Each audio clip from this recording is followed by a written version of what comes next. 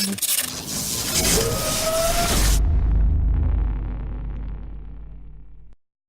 Jake, remember the last time we filmed this episode, but you didn't hit record? Yeah, we actually just, for you guys watching this, we just finished this. We just finished filming this whole podcast. But Jake decided he wasn't going to hit record. I could have sworn I hit record. But you didn't. We just did an hour podcast, and he wants to kill me right now. We have people coming here soon. Yeah, for our draft. In the background, you can see the fantasy draft board.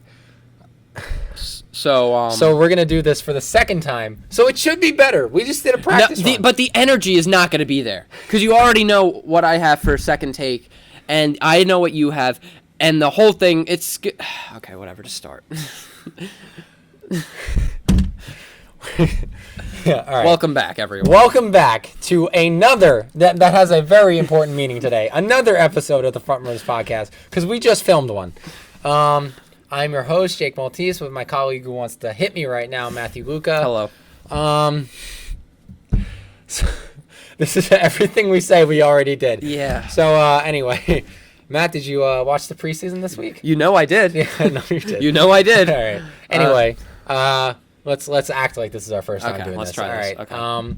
So Daniel Jones looked really good in the preseason. Your boy Daniel Jones. Yeah. How many Super Bowls do you think he's going to win in his career? How many years are there left? So he's a rookie, so I would give him about 25. 26.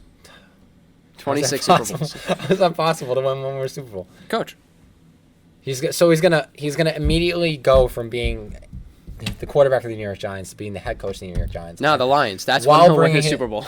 That's where he'll win his Super Bowl. Oh my God! So not only is he gonna win a Super Bowl as a head coach, he's gonna bring a franchise who's never been to a Super Bowl. In his first year as head coach, he's gonna bring them to the Super Bowl and win. Well, yeah. Makes sense. Yeah. Makes sense. Yeah. So Daniel Jones is already the GOAT. You know who else is the GOAT? Who? Philip Lindsay. Oh, Philip Lindsay had a tremendous preseason showing. Yeah, I know. All those 10 yards. Oh, 10 yards and 4 rushes. 19, that one reception. Oh, yeah. So he averaged 2.5 yards a carry. So 4 carries, 10 yards. Yeah. So he's basically LeVar Ball in college with a 2.2 points per game that LeVar Ball averaged. Good thing there's no other running backs, you know. No, yeah. Good thing he's the only running back on the team. But, you know, Royce Freeman had a great game. Well, he couldn't have done better than 4 for 10. No. Well, I mean, he had 3 rushes for 49 yards. That's nowhere. So Stop. So Denver, It's clear. you might as well cut every running back on your roster. And might as well just cut have your Philip entire team besides Cut Philip your Lindsay. entire team. Von Miller, you don't need Von Miller anymore. Because you have Philip Lindsay. Chris Harris Jr., get rid of him. Vic Fangio, you don't need a head coach. What is this? Philip Put Lindsay. Philip Lindsay everywhere on the field. I want to see Philip Lindsay at kicker. I want to see him at punter. I I so want to bad. see him at quarterback. We just abuse this man for we no do. reason. We do. But Hey, it's not our fault he's overhyped. This is how much they hype him up, though. Yeah. Like, with as much as you Broncos fans hype him up, he should be. Listen, at 68 in the NFL top 100, a Pro Bowler. I want to see this man playing every position on the field. Okay, that's just what I want to see.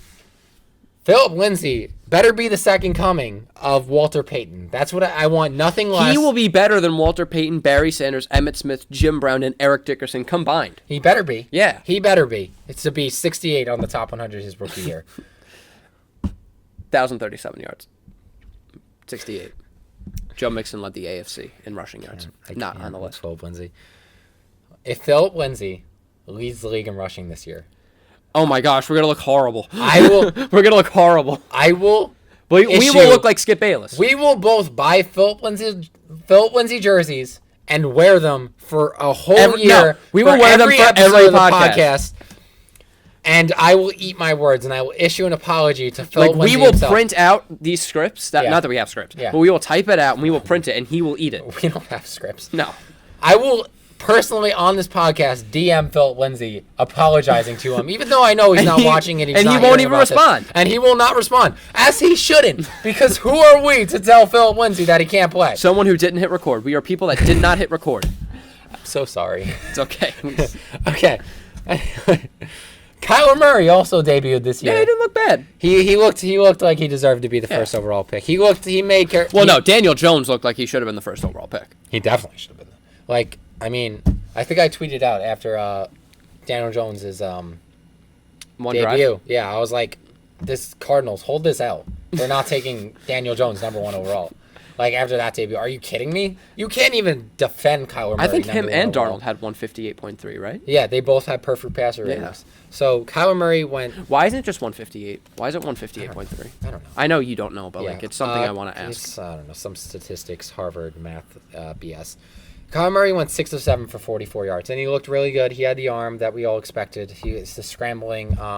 The clap is going to annoy the hell out of me as the season goes on. Well, it's not going to have to annoy you because after a while they will get away from it because it won't work. It's not going to work. It's not going to work. You think that clap's going to work in Arrowhead and CenturyLink Field? No, it's not going to work. And he has to play Aaron Donald twice, right? Aaron Donald twice, that 49ers D-line twice, the Seahawks D-line. It's just not going to be good. Like, it's just not going to be. But anyway, he looked good. Arizona, good job. You picked a good one. Kyler Murray's going to be legit. I might pick him in fantasy, honestly. Hey, I mean, he's only like 1 or 2 quarterbacks behind Russell Wilson. We have the list. Yeah, like, we have, to your left. To your left, if you want to look, you could find it. Yeah. These are ESPN's top 300 PPR. Kyler Murray is. He's going to be on the next page. He's not going to be on that page. Getting there. We should put on some waiting music. We really should. I mean, there he is, right there. Kyler Murray is 121st overall. He's QB 13. Russell Wilson is QB 12. All right, so he's QB 13. Russell Wilson is QB 12. So yeah, PPR. So I mean, as a rookie, that's very impressive. That's insane. Yeah, I mean, well, Baker wasn't. Well, I mean, Baker also had Tyrod at that time. Yeah, and another thing like that, we weren't only scouting Kyler Murray in the first preseason game. We were scouting Cliff Kingsbury's offense, and it looked legit. And for fantasy owners, who kept David Johnson, like you should be happy. Yeah, I'm finally proud to. I'm finally comfortable if I get David Johnson on my team. You're not getting David Johnson. I'm not getting David Johnson. I'm not getting David Johnson. In a keeper league, you're not getting David Johnson. But I would be comfortable drafting David Johnson. I wasn't before the first preseason game, but now I am comfortable drafting David Johnson on my team. I was stuck with him last year. Wasn't that fun? No. But, no. He finished like 10th, though. He did finish. He finished 10th or 9th. Year. Yeah. But I I literally only drafted him because I knew you wanted him. Yeah. It was there was no other motivation behind me drafting him. And you won anyway. So. You're such an a-hole. I drafted so bad last year. Yeah. It was every pick was the only pick that made sense was my Devonta Freeman in the second round because he was the only running back left. How'd that turn out? It was the only running back left. Let's see. What did I do? I did David Johnson over Ezekiel Elliott and Kamara. That was a win. I did Devonta Freeman, but he was the only running back left. There was really nothing else I could have done besides draft a wide receiver. Then I did Stephon Diggs over Devontae Adams. That worked. Mm-hmm. And Allen Robinson over Tyreek Hill, which, I mean, that sums up my whole season right there. Yeah. I mean, if I draft like a normal person, I win. So Who won last season? I forgot. Yeah, Jake won last year. The person who Jake played in the championship forgot to bench. You've already told them. All I hear is Jake's a champion. Blah blah blah blah blah blah blah. Well, I mean, it really didn't matter because no matter who he put in, you still would have won. So it really doesn't matter. But it's just fun to say that you really didn't win. Champion. Chris lost. Chris lost is what champion we're saying. Loser. Yeah. Anyway, Dwayne Haskins debuted. Trash. He had the worst debut of anybody. I've been saying this for years. You've been saying it for the past hour, actually. I've been saying it for a year. Yeah. This might be deja vu to you, Matt. It really is. Dwayne Haskins went 8 of 14 for 117 yards and not 2 touchdowns. It would be a lot better if it was 2 touchdowns. It was 2 interceptions. I mean, when you think about it, 8 completions for 117 yards. That's good. That's good. I mean, he's throwing deep passes, but still, I mean, those 2 picks, I mean, that ruins it. Yeah, no. They were really bad picks, too, to Greedy Williams and Mac Wilson. They played the Browns. He had a couple good throws, but it looked like it was schemed up to have him have good throws. I can't believe, you just said the Redskins and the Browns. I can't believe you didn't talk about, what's his name, Giuseppe?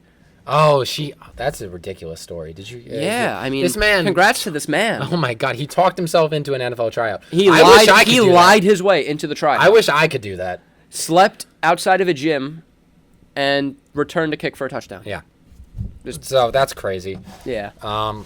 Maybe he'll be 68 on the NFL Top 100 next year. Well, Philip Lindsay's going to be like 1. So he better be. He better be. Oh my God. Second podcast in a row. Done that. I did that the last filming too. Anyway, Dwayne Haskins, he looks raw. He looks like what Cardale Jones would have been if Cardale Jones came out after the national championship. Like, that's how raw he looks. I think he's going to grow. I think he's going to be okay because he did have good throws. Mm-hmm. He's not He's not a bust. I'm not saying that. Dwayne Haskins, Redskins fans, I think you found your franchise quarterback, but we just need to see more. He needs to mature in the NFL. He needs to grow. He needs to get better. But overall, not a terrible showing for his first game in a Redskins uniform. Can we just talk about the greatest quarterback of all time? Philip Lindsay? He better be. But no, I'm talking about the man, Nathan Peterman. Goat. Yes. Nathan Peter Goat. This man went 9 of 12 for 66 yards and 1 touchdown, and had a passer rating of 115. He had that one rush. He had a rush. I mean, can we say he's the Philip Lindsay? He had more rushing yards and less carries than Philip Lindsay. He is the Philip Lindsay. I don't know if we can even put his name next to Philip Lindsay because of how high. We're terrible people. We are such bad people. I'm sorry, Philip Lindsay. Again, not like you're watching this. No, you're not watching this, which is why we can bash you like this. Anyway, I mean, he is the Philip Lindsay of quarterbacks. That's all I'm going to say. That just says it after that one showing. After John Gruden got bashed for even toying with the hyping idea. this man up in his post-practice interview over the weekend. John Gruden got bashed for saying Nathan Peterman was actually like showing in practice. And listen, he backed it up. I mean, Nathan Peterman has overtaken Tom Brady already for the greatest quarterback of all time.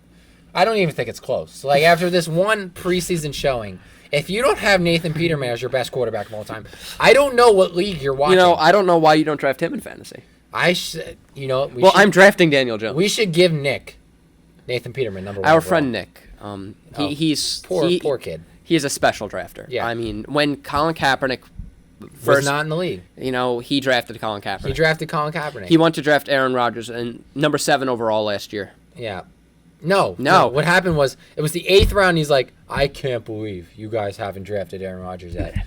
As we slapped him with his 4th slice of pizza, saying, Nick, No. Aaron Rodgers went in the 4th round. No. What are you talking about? We're wrong. The same draft in which he wanted to draft Aaron Rodgers 7th overall, he took Kaepernick. He took Kaepernick, yeah. And then last year he tried to take Tyrod in the 6th round, in which we actually said, no, we're not going to let you do that. We actually stepped in. We protected him from We actually himself. stepped in and said no. Yeah. I think he took Cameron Brate in like the 5th round too. I don't know. Is he watching the AAF? Like, I don't understand what league he's watching. Rest in peace, AAF. Rest in peace. This is so bad. He has the number 1 overall pick this year. He's drafting Antonio Brown. That's what he's doing. No, or Patrick Mahomes. I think we're getting a solid Adam Vinatieri pick at number 1 overall. Shut up, Jake. Shut up. I think maybe a punter. That's not even possible, Jake. No, Phil Lindsay, the punter. Shut up, Jake. That's what he's going to take. All right, let's stop bringing up Philip Lindsay this episode. I think we've had enough Philip Lindsay in this episode. I don't think there's ever enough Phil Lindsay. Nathan Peterman, to sum up our whole first rant, is the greatest quarterback of all time. That's all I'm going to say.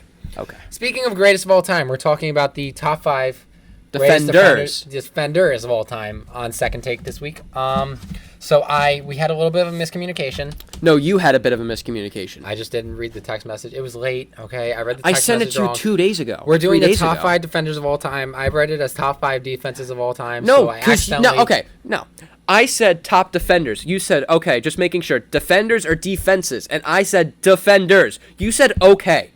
So how did you screw that one up? This is not my brightest moment. No, it's not your brightest moment. So anyway, let's just get this isn't going to be as fiery as it was in the last take, and I'm sorry because we already saw it, but listen, it's going to be good. So stick around, because I still, even after we did this, I still want to slap him for what he's going to reveal to you for his top 5 defenders.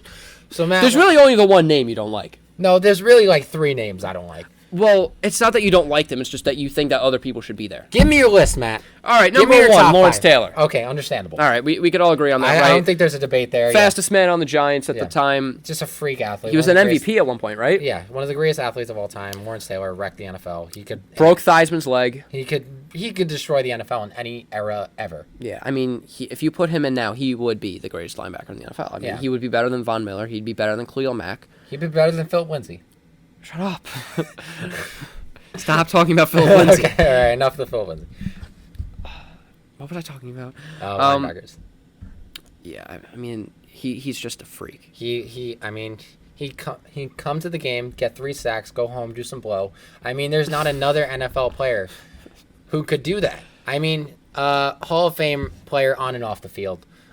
Just a tremendous Didn't go to talent. practice. He told the coach, "You don't pay me for anything else but Sundays, so Yeah. I'm coming to practice. I'm not coming to practice." Yeah. We had to get coked up, and then he would go. Yeah, I mean, he was the first. We're talking about practice. Yeah, we're talking about practice. He was the first. We're talking about practice. We're talking about practice. Yeah. So Lawrence Taylor, undisputed number one. I mean, if anyone says that he's not, call a doctor for them. Yeah, because, they need to be admitted into a medical institution. Yeah. Immediately. Which I'm going to admit Matt into as he reveals the rest of his list. Number two, who do you have number two? Well, we have Reggie White. We both have Reggie White. Again. Number two. We have the same top two because Reggie White. That's undisputed. Yeah, Mr. Defense, one of the greatest defensive ends of all time. Retired leading the league in sacks. Yeah. Unfortunately, died very young. I think he was 46. Died very young, yeah. Don't quote me on that. In 2004, sadly. He's in 2 Ring of Honors. He's a 10-time first-team All-Pro, 198 sacks, 2-time Defensive Player of the Year. He's just the... Holds the record with 9 consecutive seasons with at least 10 sacks. That's crazy. Like, this man is one of the greatest defenders of all time, not even close. I would want Reggie White on my team. Over Khalil Mack.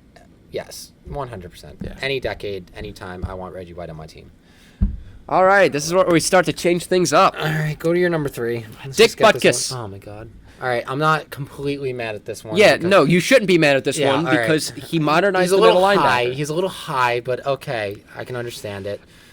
I mean, 22 interceptions, 27 forced fumble. No, 27 fumble recoveries, which, again, we had talked about in the last one. That's just kind of being there at the right moment. Yeah, it's just fumble recoveries I never understood as a stat because it's just being in the right place. If I was streaking on the field and then a player fumbled and it fell in front of me and I picked it up, that's a fumble recovery. I have a stat in the NFL, Matt. Yeah. I mean, the NFL in 2009 voted Dick Butkus as the most feared tackler of all time. Wow. I mean, and again, you're going to say because he played, in the 50s or 60s that he doesn't qualify as a player. Yeah. So, because you're stupid. Dick Butkus does because he really did modernize the middle linebacker. I just think you have him a little high on this list. I wouldn't put him this high. I mean, he was still one of those players smoking cigs at halftime. So I don't. But that was a thing back then. Yeah, I mean, yeah, you got the Len Dawson doing that. You got the famous picture of Len Dawson doing that in the middle of the Super Bowl. But hey, just be happy I don't have Don Hudson on this list because I could have because he was a safety too. If you mention Don Hudson again. Okay, do you want me to give my 3? Yeah, say Deion Sanders. Deion Sanders? Deion Sanders. Deion Mustard Sanders. Yes. Deion Sanders is my number 3. Now, Matt has a problem with this because as we have covered in previous podcasts, Matt has a mental disability. More than one. Yeah, because he can't understand what a good player is in the NFL. Literally, we have the same 1 and 2 because they're good players in the NFL. Yeah. Literally, no, because that's just Nick could have the same top 2. You'd be surprised. You would be surprised. He would put Revis number 1. He probably would. This kid, we should have him. We really should because you don't understand unless you know. Yeah, you need to meet this guy. If he shows up at the end of this podcast, stay tuned because he might show up. He might be here. He might show up.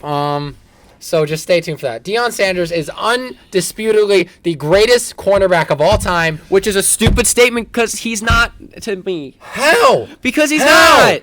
What league are you watching? The NFL, National Football League. Are you watching baseball? Are you watching him play baseball? No. Because you're watching the wrong Deion Sanders. Obviously not.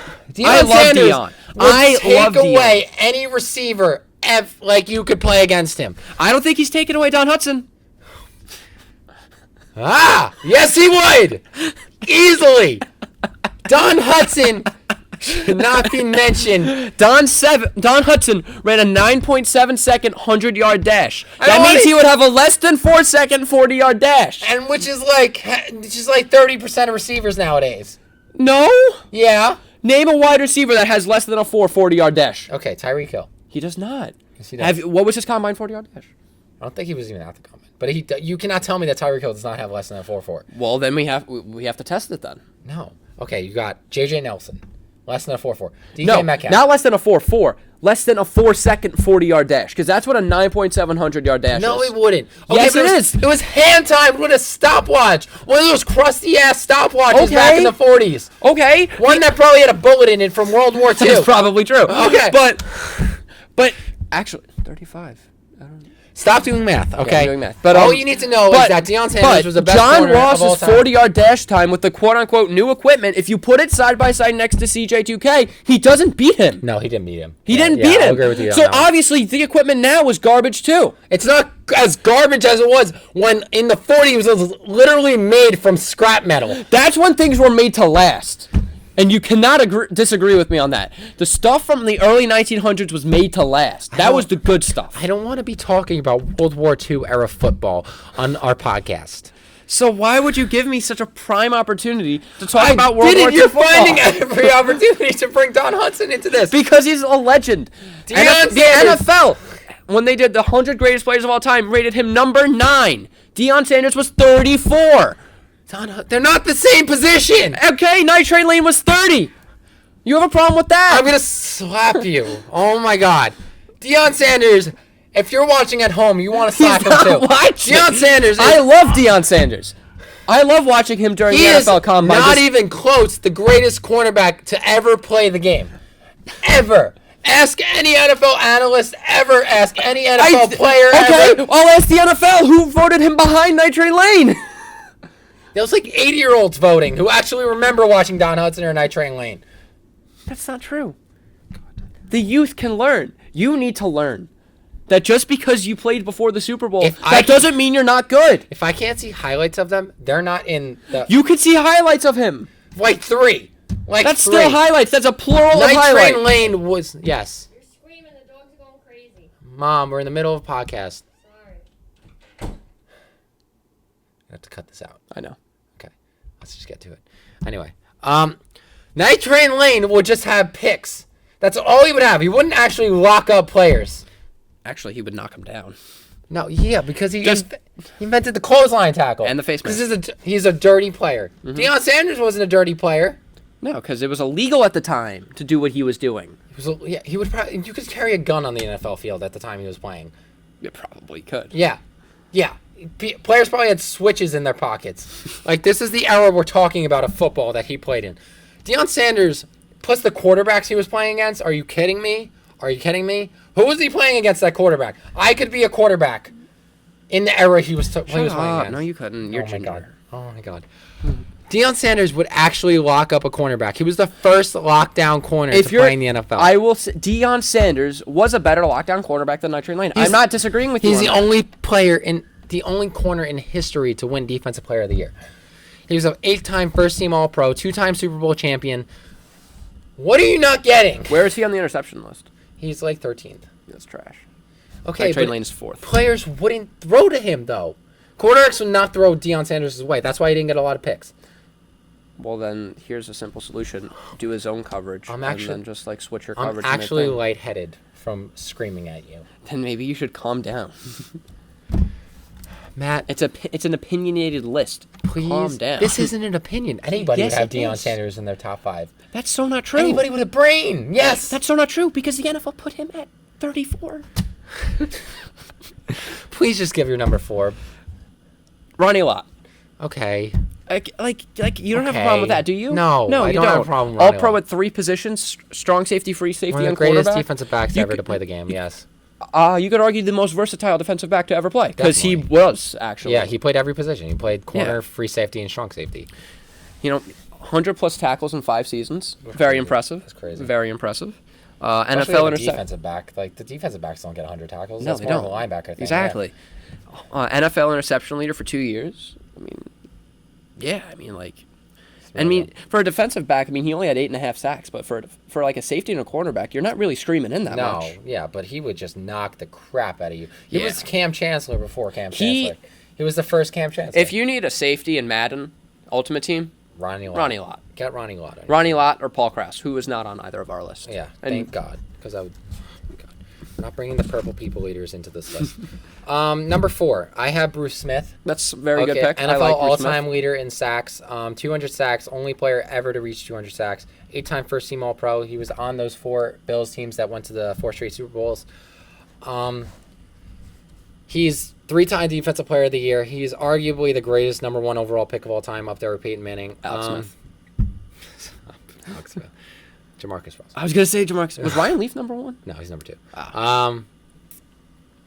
You can't even argue with this one. Like, Bruce Smith is undoubtedly one of the greatest defensive ends behind Reggie White of all time. Yeah. What he did for the Bills teams, I mean, he just would wreck offensive. Here's another one. My list is based on people that you can plug and play in any era of football, and they would just dominate. Bruce Smith, Deion Sanders, Reggie White, Lawrence Taylor, all of those players qualify as people that can do that. Night Train Lane and Don Hudson do not qualify as players that can do that. No, they can't, because if you put Night Train Lane in a game today, he'd get ejected before you hit the 2-minute warning in the first half. Exactly. So he can't play in this era. He can play in this era, but he was so good that he literally changed the game. We don't know. He would be a fourth-string corner nowadays. No, he wouldn't be in the league because he would be arrested by this point. He wouldn't be arrested by this point. All right. Who's your 5? Who's your 5, Matt? I have 2 5s because I couldn't decide. Of so I course. have 5A and 5B. Of course you went off the rules. Well, yeah, that's what I do. Just 5A, Rod Woodson.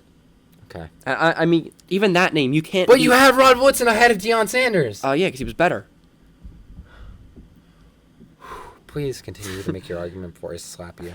Third all-time in interceptions. That's more than Deion Sanders. Deion Sanders wasn't getting thrown at. Please continue, though. He has a record for 12 pick-sixes. Wow. That's very impressive. It's impressive, yeah. Keith Talib is at 10. He might. Yeah. He might now, pass him. I'm not saying with these that Night Train Lane and Rod Woodson are bad. I know you're not. I'm just saying they're not the top of the best corners of all time. If you ask the NFL, they would disagree. I'm superior to the NFL. I forgot. Don't listen to the NFL. I forgot. You were better than the NFL. I am the end-all, be-all of NFL rankings. Like, Yeah. You guys should just watch the Frontrunners Podcast for this. Forget about the NFL. Don't even watch the NFL anymore. I'll just tell you what's going on in the NFL and who's the best. Okay, all you need to know is Russell Wilson is the greatest quarterback of all time. Shut up. That right there is going to get him clicked off this video. That and the Philip Lindsay is going to get him to click off the video. Yeah, we harped on Philip Lindsay. I told too much. He played 17 seasons. It's impressive. That's Deion like, Sanders played like 20. Yeah, but he was better. Did he really play 20? Yeah. Wow. He was playing with the Redskins at like 2005. You're right, he was. Yeah. His 1,483 interception return yards are second all time behind Ed Reed. Okay. Who could be he's obviously in the top 10. You could make an argument for somewhere in this list, Yeah. I feel like. Yeah. Just like you could with my 5B Night Train Lane. Yeah. So you agree that you can make an argument for Night Train Lane just there. I'm just tired. Okay, Of I'm tired recording of the same screaming. podcast? I'm tired of recording the same podcast. I'm tired of the screaming. Yeah. But all you need to know is you need to be admitted into a mental institution instantly. Night Train Lane with the 4th most interceptions of all time. More than Deion Sanders. But like he had trash quarterback. I could have played quarterback in the NFL back then. 6th most interception return yards. Okay. You're not going to Holds get the record for most interceptions in a season when they have 12-game seasons as opposed to the 16 they have now. The quarterbacks probably thought he was their receiver. Like that's probably. That's not true. Yeah. They had different colored jerseys back then. my friend. I know, but they were probably like, "Oh, let me just." I threw this ball 3 times over the summer. Let me see if I can get this. The NFL ranked him as the 2nd most feared tackler behind Dick Butkus because he was decapitating people. Yes, he was literally decapitating people. Yeah. It was really funny. Oh my god, it's really funny to watch. That's not funny to watch. It's good highlights, man. Oh my god, that's good highlights. Anyway, he's probably the 3rd best player the Lions have ever had. So that's just sad. That's because they've had Barry Sanders and Megatron. Yeah. I mean, yeah. Lions, you need to wake up, my friend. Yeah, step up. Wow, you're exhausted. I am tired. Number 5, I have Ray Lewis. Okay, greatest middle linebacker of all time. Debatable. Very much debatable. Okay, shut up. Very much debatable. 7-time first-team All-Pro, 2-time Defensive Player of the Year, best middle linebacker ever to play the game. He's a 2-time Super Bowl champion, Super Bowl MVP. Ray Lewis is by far the greatest middle linebacker of all time. I would disagree. How? Because Dick Butkus, Mike Singletary, Brian Urlacher. Well, I would put Ray Lewis better than Brian Urlacher. Okay, Ray Lewis was so much better. Smith, Philip Lindsay. Now you're doing the Phil Lindsay. I know. Ray Lewis is so much better than any of the middle linebackers that came before him. In terms of athleticism, yes, I would agree. Yeah, but no, just as football IQ, tackling, interceptions, like everything. He's just one of the greatest players to ever play the game, period. And he's the greatest defensive middle linebacker to ever play the game. Shut up with your argument because it's going to be stupid. And if you say Dick Butkus, who was smoking cigs at halftime, is going to is That's going to what be they better did, than though. Ray Lewis. Okay. He killed a person, too. No. Okay. No. Allegedly. Allegedly. Okay? He was no. Ray Lewis, greatest middle linebacker ever. Shut up. Okay. We're done. Okay, we're done. That's all I have to say. This episode's going to be a lot shorter. It's going to be a lot shorter, okay? Yeah.